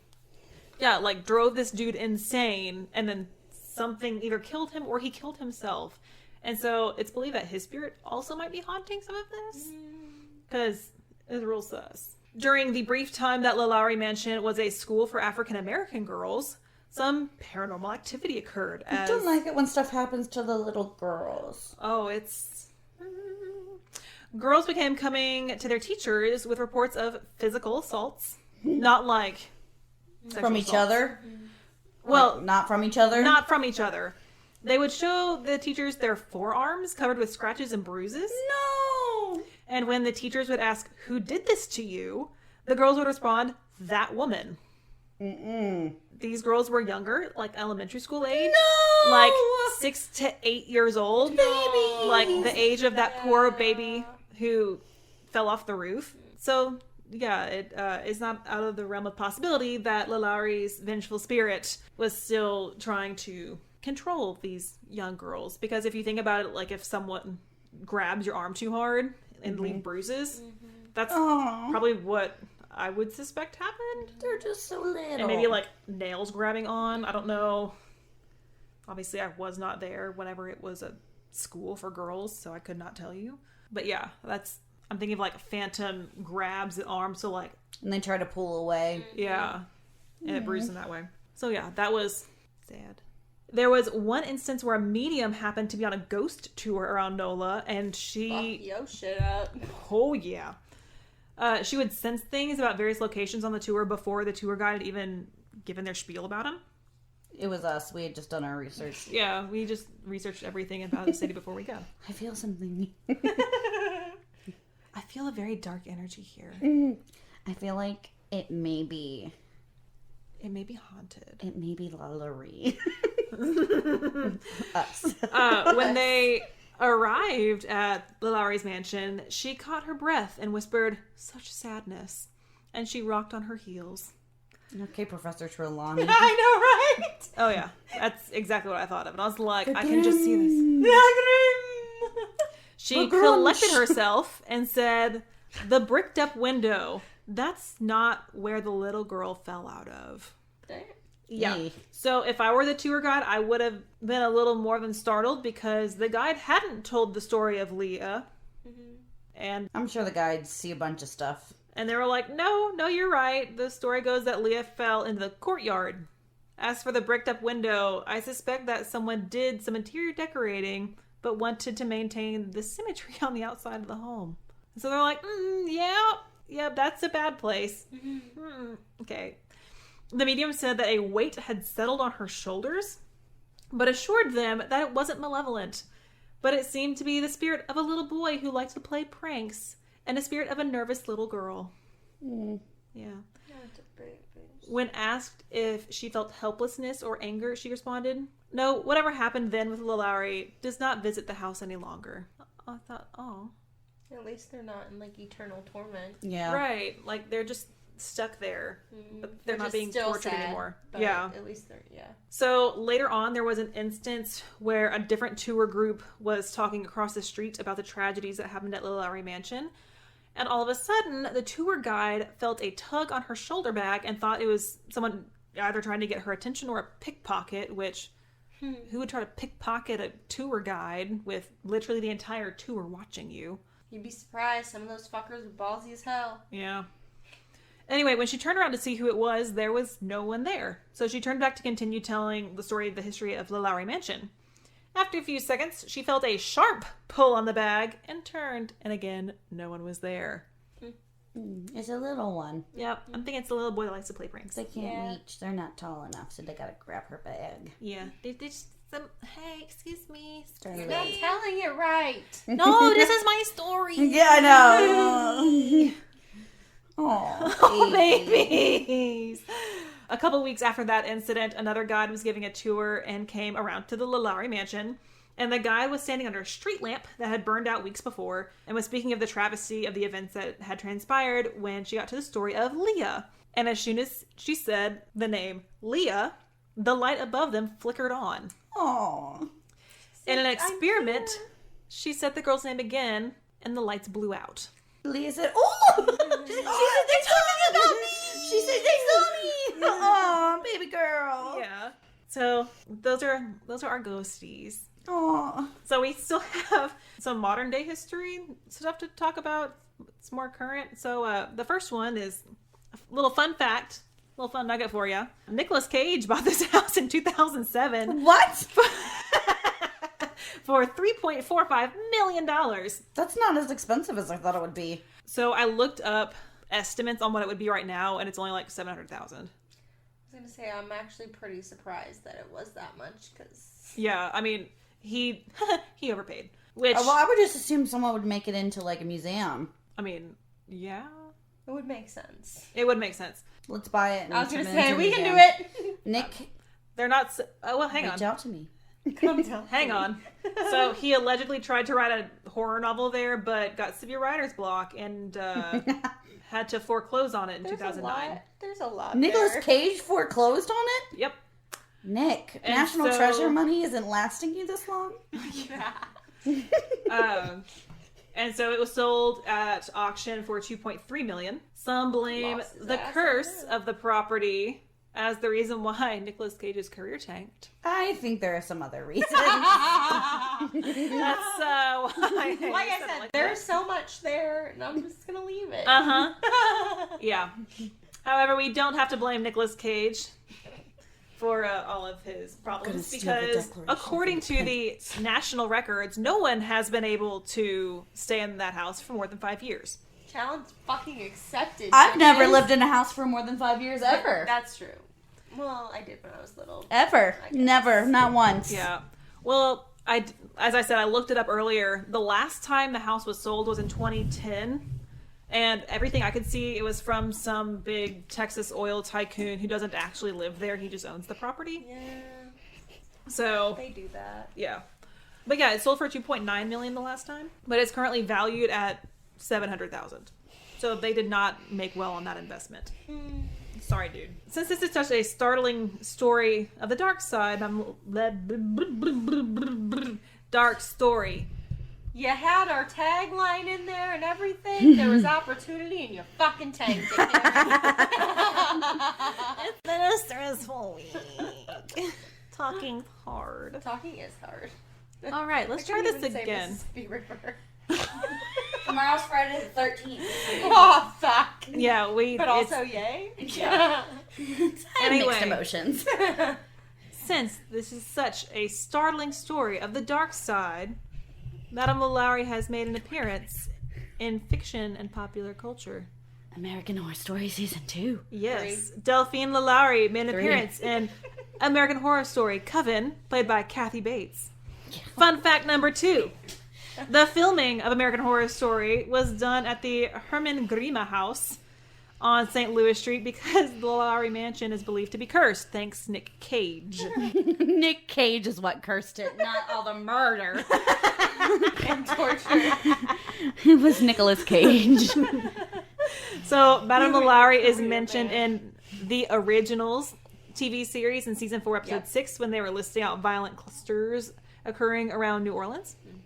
And the story of Lalaurie was the inspiration for the Briarwoods in the first campaign of Critical Role. So, going back to what we were talking about earlier, some say that the rumors that had been spread were started by Delphine's neighbor, Monsieur Montreal. Not Montreal, but Montreal. Mr. Canada. Mr. Canada, Mr. Canada. who had an unrequited love for Madame Lalaurie and spread these Why? rumors because he was scorned. Yeah. Fucking men. But Yeah. also, I think they're both terrible. Well, no, that's what she's yeah. saying. Like, it could have been, because, like, what I was saying, they said it could have been character assassination. Right. And But so, they found all those corpses and all those people locked up. That's hard evidence, right? but they did not find evidence of the torture. They found people chained with whip marks. That's torture. I know, but they didn't find the experiments. They believe that the rumors of, like, the experimentation where they had holes drilled in their heads and they broke their bones and they were set oddly and, like, spiralized cutouts in the skin to make them look, yeah. But, like, a lot of that would either be imagination or this dude. Yeah. And not to say that whipping isn't torture or was right or anything, but it was common among slave owners. Yeah. So, still wrong, still torture, still fucked. Yeah, but it might not have been as bad as they made it out to be. Meigs Frost wrote an article for the New Orleans Times on February 4th, 1934, which is nearly a century after the fire, regarding the events that happened. This is really what kind of started the ball rolling for the rumors to solidify into modern culture. Frost countered these rumors with statements like her indulgence of slaves was well told by friends. She would hand half-empty wine glasses at dinner to the slave who waited behind her chair, insisting that they drink it. Her coachman was fed to sleekness. So I'm like, that kind of goes against, torture and abuse, but also it was in front of her friends, which, as I mentioned earlier, in the public spectacle, she treated them well. Well, it was a power trip. Absolutely. And claimed that Leah, quote, the little negress who leaped from the roof fleeing Delphine's whip, was actually sliding down a curving banister playing and fell, being killed by the marble hallway floor. Now, since there was another witness to this, I'm going to call that one bullshit, because they saw the girl fall off the roof.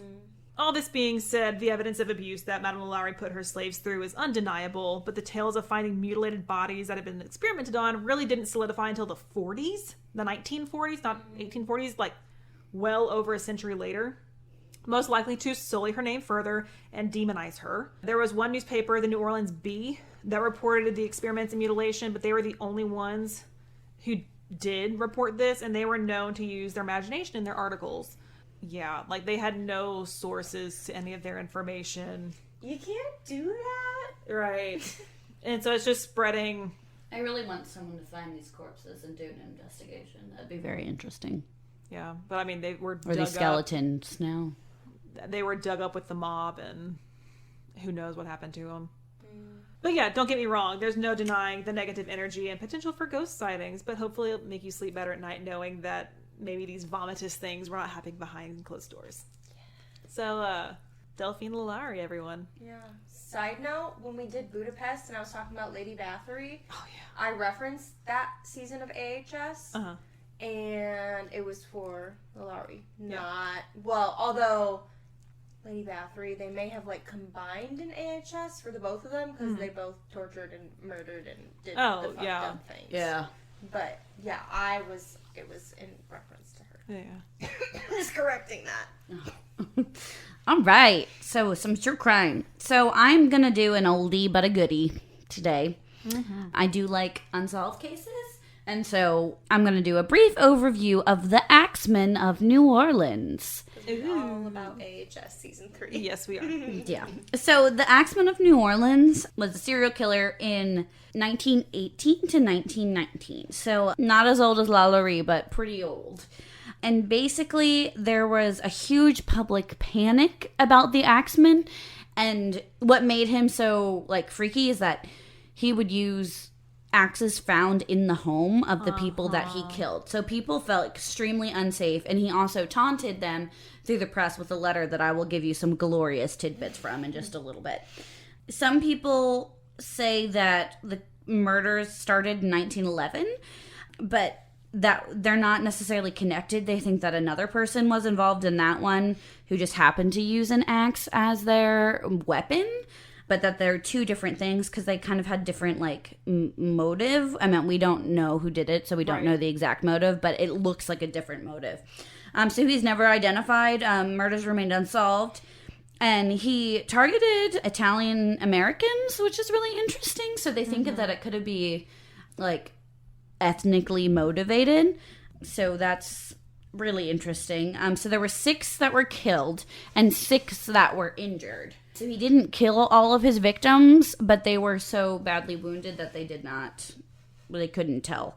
It happened pretty quickly. It was only from May to October, so he was pretty busy. So they were usually attacked with an axe that belonged to the victims themselves. So what he would do is he would chisel out a panel on the back door almost every single time. He'd leave the chisel there with the panel. He'd reach in, unlock the door, take their axe, because like people needed firewood. People used axes. Would grab them, and then he also used straight razors a lot. And he would... Right. Mm-hmm. He would not steal anything. He never moved any items. There was never any sexual assault. But it seems that the women tended to be his first victims. Like the victims, maybe, I don't want to say that he enjoyed, but maybe who was the target of his rage the most. Mm-hmm. But also he could have spent more time with them because he attacked the male first, perceived as more of a threat. So... Maybe he wanted to make the men feel powerless as they had to watch their wives die. Yeah. Maybe. Because he killed the men first. Oh, I thought you said the opposite. I was like, no, so I think maybe it was Okay. quicker. So he just wanted to get it over with so that he could move on to the women. Yeah, okay, that makes more sense. Get the threat out of the way. Yeah, so... Like, damn, I remember this wrong. No, so they thought that they were ethnically motivated but it could have just been the area that he was working in as well. Some crime analysts think that it was related to sex and that the sadist was seeking female victims, again, because the way that their murders were different. Right. So criminologists Colin and Damon Wilson hypothesized that the Axeman killed more male victims when they obstructed his attempts to murder women. And then there are some cases in which the woman was murdered, but not the men.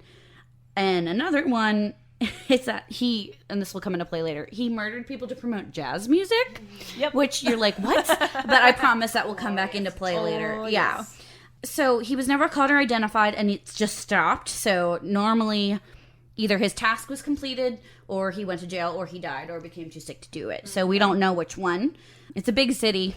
Could have been a lot of different things. So a letter in 1919 in March was signed from the Axeman, was published in newspapers saying that he would kill again at 15 minutes past midnight on the night of March 19th, but would spare occupants of any place where jazz band was playing. So all of New Orleans dance halls were filled to capacity, and professional and amateur bands played jazz at parties at hundreds of houses around town, and there were no murders. So they don't know. He was just a jazz player and needed a job. Well, it's so weird. So I'll save the letter for the end because that's my favorite part. Yes. So I'm going to talk about the victims first. So Joseph Maggio and Catherine Maggio, spelled mine same way, were attacked in their home. Over top of their grocery store. Catherine Maggio's head was almost cut from her shoulders because she was decapitated so deeply. Louis, so it's Louis, but we say it Louis. My grandpa does, and he's Italian, so I'm going to say Louis. Beshmer and his mistress were attacked again in another grocery store, and they also were like not together, like legally together, and they were found.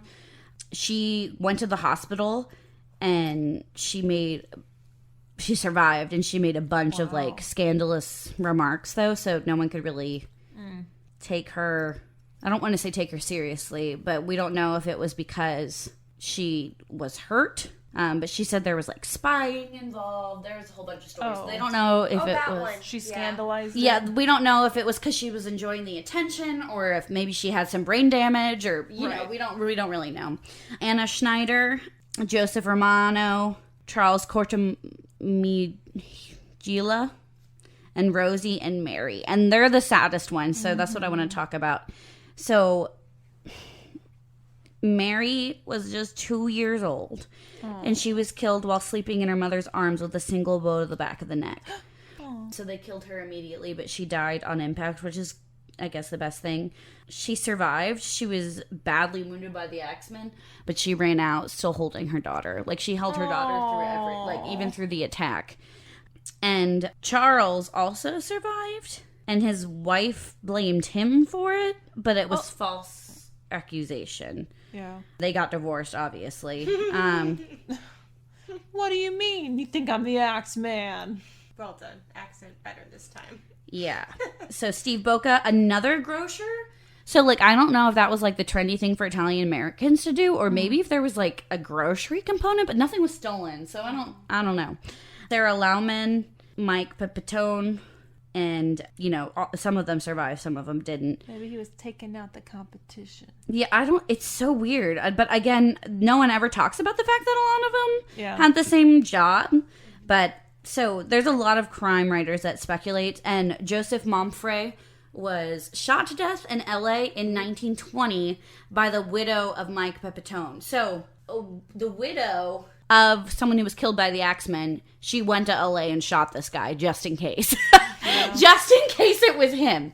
So they think that maybe it could have been him, because Mike was the last victim. And he was the guy who was accused by his wife, and then they got divorced, right? No. This was the guy after them. Oh, okay. And so a lot of people searched New Orleans and LA police records to try and find any evidence that this man may have been assaulted or killed, but they weren't able to find anything directly. Some people called her Esther. There's like a lot. There's a lot of misinformation because everything was done through the newspaper and word of mouth, basically. But so he was from New Orleans, who had a criminal history. He may have been connected to organized crime, which a lot of time is what people immediately assume when you think about Italian Americans. But the mob would not be this sloppy, let me tell you. They don't. No. They do not leave witnesses, and they typically don't kill tiny infants because that's not really their bit. They only kill for money, essentially. And so they really don't know who it is. But it just stopped. Some people think that it was Frank Mumfrey, who used an alias, Monfrey. Like, literally, there's no connection. Like, everyone has 18 different names because sometimes they spelled it wrong on a document. And so they can't actually track anything, so they have no information. They know who died by the Axemen in 1918 through 1919, but they don't know if there was any victims before that can actually be tied in. But I'm going to read you the letter. So, it starts... Hottest hell, March 13th, 1919. Esteemed mortal of New Orleans, the Axemen. They have never caught me, and they never will. They have never seen me, for I am invisible, even as the ether that surrounds your earth. I am not a human being, but a spirit, a demon from the hottest hell. I am what you Orleanians and your foolish police call the Axeman. This was a theater writer. He's so dramatic. It's incredible. That's who it was. It was a fucking theater When I writer. see fit, I shall come and claim other victims. I alone know whom they shall be. I shall leave no clue except my bloody axe, besmeared with blood and brains of he whom I have sent below to keep me company. If you wish, you may tell the police to be careful not to rile me. Of course, I am a reasonable spirit. I take no offense at the way they have conducted their investigations in the past. In fact, they have been so utterly stupid as to not only amuse me, but his, capital, satanic, capital, majesty, Francis Joseph, etc. But tell them to beware. Let them try not to discover what I am, for it were better that they were never born than to incur the wrath of the Axemen. Skipping ahead, it's incredible. This is like the Jack the Ripper shit. Like, It's even more flowery. It is. Like, you dramatic bitches. It's ridiculous. I literally loved it. Like, I wanted to rush through my thing so I could read this letter because I cannot do anything else justice. Skipping ahead, at will I could slay thousands of your best citizens, parentheses, and the worst, close parentheses, for I am in a close relationship with the angel of death. Now, to be exact, at 12:15, parentheses, earthly time, close parentheses. Is that Eastern Standard? Are we factoring in daylight savings? On next Tuesday night, I'm going to pass over New Orleans in my infinite mercy. I am going to make a little proposition to you people. Here it is, I am very fond of jazz music, and I swear by all the devils in the nether regions that every person shall be spared in whose home a jazz band is in full swing at the time I have just mentioned. I've known a few devils in the nether region. Oh, that just strained my neck. If everyone has a jazz band going, well, then, so much the better for you people. One thing is certain, and that is that some of your people who do not jazz it out on that specific Tuesday night, parenthesis, if there be any, close parenthesis, will get the axe. I'm almost done. I'm trying to record Carrie laugh crying into the floor. Well, as I am cold and crave the warmth of my native Tartarus, and it is about time that I leave your earthly home, I will cease my discourse, hoping that thou wilt publish this, that it may go well with thee. I have been, am, and will be the worst spirit that ever existed, either in fact or realm of fancy. Dash the Axeman. So that is literally what I wanted to do because I love that letter so much. It's literally just the most dramatic. Like someone who read a lot of Shakespeare and decided to take an intro to creative writing course. Yeah. That's who that is. Yeah. It's hilarious. I love it. Someone had one too many gin and tonics. So much punctuation. So much punctuation. He's like, I love the jazz. My favorite is, I grow cold and miss the warmth of my native Tartarus. Oh my God. It's so good. It really is an intro creative writing. Yeah, person. and I don't know if it's As actually... someone who got their degree Like, in creative writing. We don't know if it's actually the Axemen or if it was just someone writing a letter, but everyone still jazzed it out. Oh my God, I love that letter so much. Like, some of those letters, like, give me nightmares. This one, I'm just like, wow. This guy, he has a beret on. You just know. He, like, smokes hand-rolled cigarettes. Yep. Mm-hmm. He's amazing. Because I don't think it's the real Axeman, so I don't feel bad saying this. But also, you shouldn't call widespread panic, but also... But if you're gonna cause it, if you're gonna cause widespread panic, at least make it jazzy. Oh my God. So that's a very brief history of the Axemen, but the only thing I cared about is the letter because it's perfect. She also cared about the victims. Right. Oh, yes. I meant 6 people died and 6 people were horribly mutilated. One of them being a 2-year-old girl. And they all have my name. They're all Catherine spelled my way and Mary also spelled my way. So All Italian. Yeah. So I felt very connected to them. And they all love their vegetables, not in the way that Carrie and Bree do, apparently. I have never, but I do know people. I'm just kidding. I never have either, but I mean, if it's medical grade silicone. Medical grade. Safety first. give me that comb. Gotta make some creamed corn. I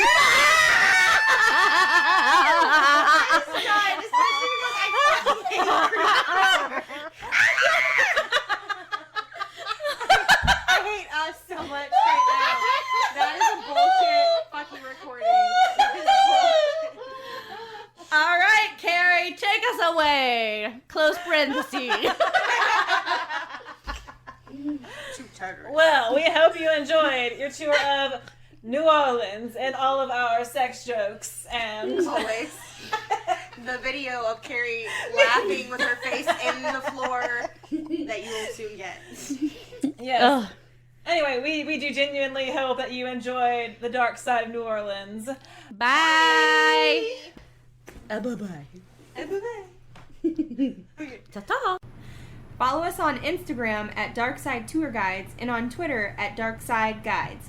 Give us a like on Facebook at Darkside Tour Guides. Visit the blog at darksidetourguide.wordpress.com or email us at darksidetourguides@gmail.com.